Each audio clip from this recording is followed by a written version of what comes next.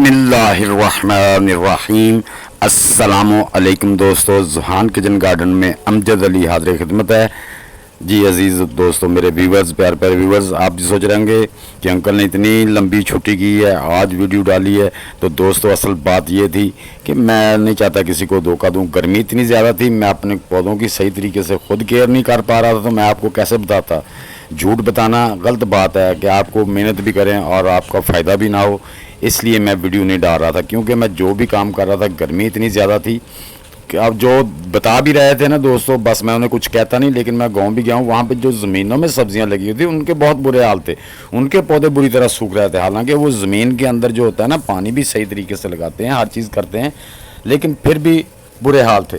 आप भी देख सकते हैं कि ये मेरे बहुत से पौधे सूख भी गए हैं। तकरीबन 50% मेरे जो पौधे थे ना, वो ख़राब हो गए हैं, सब्ज़ी वाले।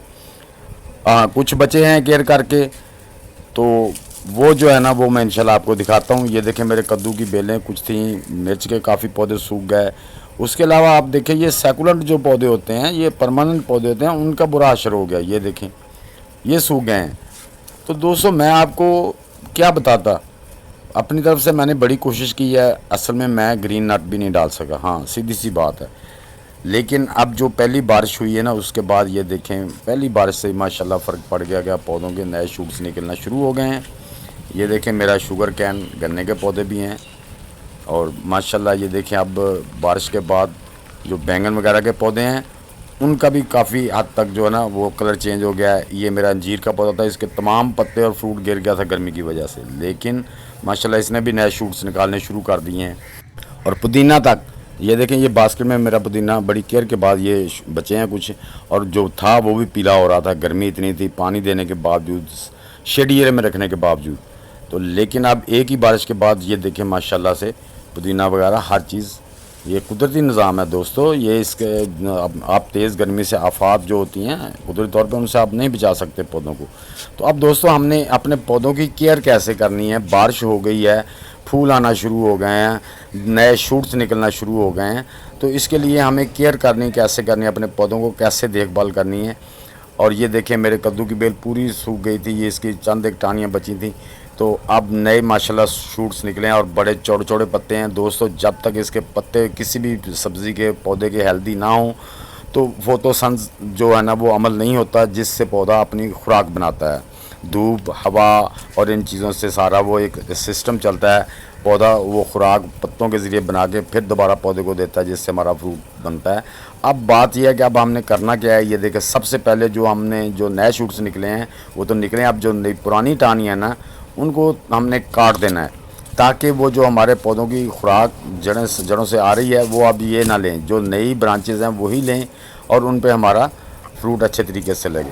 ये देखें, बड़ी एहतियात से हमने इस तरह इनको अलग कर देना है, इनकी जो पुरानी ब्रांचें। ये देखें ना, पत्ते भी कुछ चिड़ियों ने खा लिए थे, कुछ ये ऐसे ख़राब थे।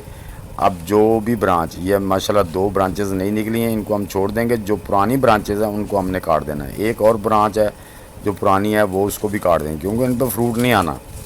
ये देखें, इनको हमने काट दिया है। अब दोस्तों करना क्या है कि अब हमने बेल को जो है ना, ये देखिए माशाल्लाह 5 से 6 दिन में माशाल्लाह कितनी बड़ी होगी। तो अब हमने इसकी जो है ना 1G कटिंग कर देनी है, ताकि इसके जो नए शूट्स निकलें, नई ब्रांचेस निकलें जिस पे फ्रूट आए। अगर बेल ऐसे ही बढ़ती गई तो इस पर फ्रूट नहीं आएगा, ये बात का ख्याल रखें।